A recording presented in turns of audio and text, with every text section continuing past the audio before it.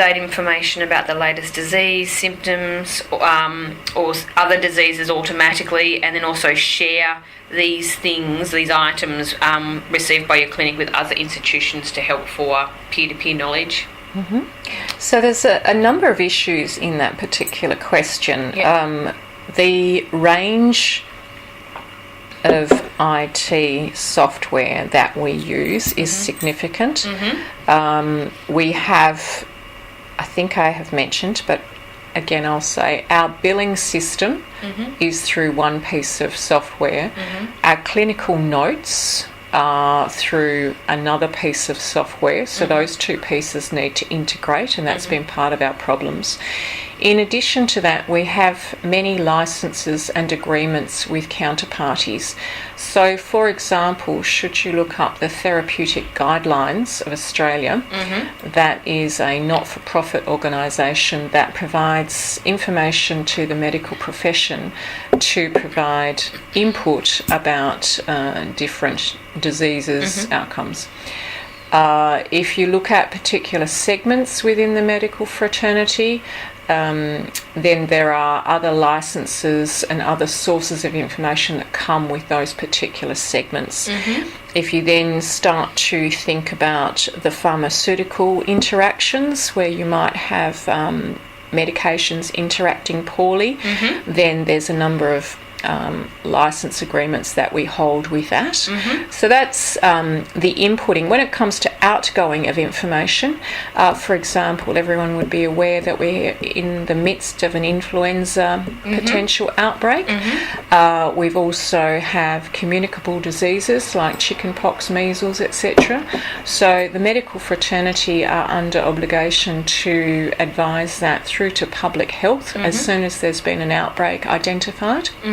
So that sort of information is coming and going constantly between medical providers and government departments of various sources. So there's significant data being exchanged through multiple forums. Yep. Okay. Yep. So with the you mentioned previously that, like, for example, when your practice sends patient data to another practice in the form of a referral, that's got to go through fax due to regulations. How is, let's say, the out push, so you've got to notify public health of a certain outbreak or condition, how is that information communicated? Is that through a secure server, or is it notified for email, or is it through letter? How does that get communicated usually? The point of difference there is that it's not identified. The patient is not identified. Okay. So the privacy legislation requires that if there's a range of identifiers, like a date of birth, address, name, Medicare number, etc., 3 pieces or more from memory, but I'm sure your students will be able to look up that legislation. If you have sufficient identifiers to be able to determine the patient, then that's when encryption of that data becomes vital. Whereas if I am merely identifying that there has been a patient, unidentified person, who has presented with a communicable disease, then that's a different form of communication. So that doesn't have to go through those secure means. No, it's different because of those reasons. Great. So to give an idea for benchmarking, are you able to give an indication of how much TARDIS spends on IT across categories such as support, special projects, like the migration, on the outsourced virtual servers, as a percentage of either growth revenue or profit? Sure. This is a little bit hard to give a categoric response, given that we have just been through such significant change and I am new to role.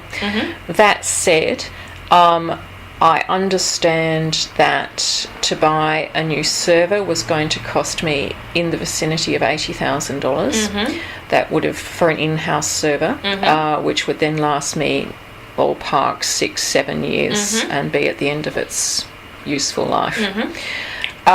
So special projects, what we've just been through, I would call as a special project with an acquisition of the size we had, and some of the step-up requirements that we had, perhaps due to pent-up demand as well. Yep.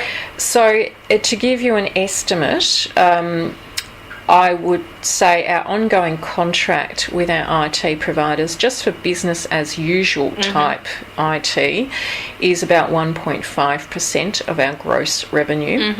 In our existing financial year 2019, given the one-offs and unusual scenario, we're more in that 2.3 to 2.5% of revenue.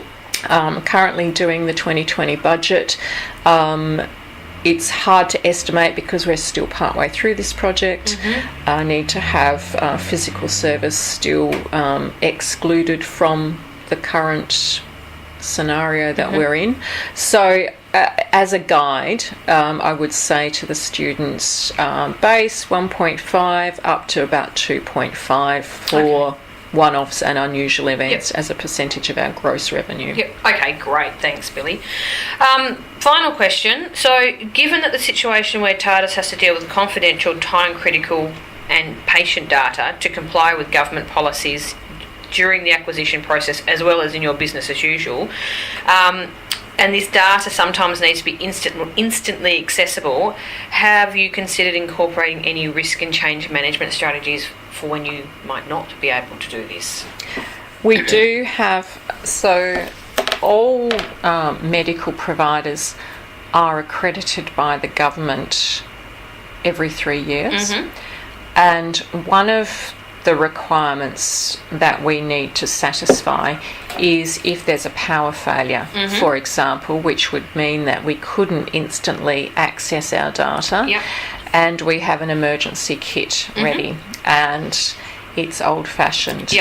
It's paper scripts, it's note papers, it's batteries. So we wouldn't be able to access the patient data. We would then just rely on the patient's presentation. In that instance, we are looking at solar in terms of our backup supply when it comes to electricity. And of course that was one of the reasons that I went to the cloud, was to try and have some risk mitigation on those issues. But again, the students have identified a great area of work for me, which is about reviewing our risk strategy and framework. So unfortunately, I would have to say that this is also a work in progress. As we grow as a company, we need to ensure that our risk, we identify our risks, our near misses, as well as our genuine risks, and then have protocols and procedures around dealing with those, and ensure that we have a process of continual improvement such that we reduce those risks and the impact on our business, and most importantly on our patients. Okay, that makes sense. A lot of work ahead. Correct.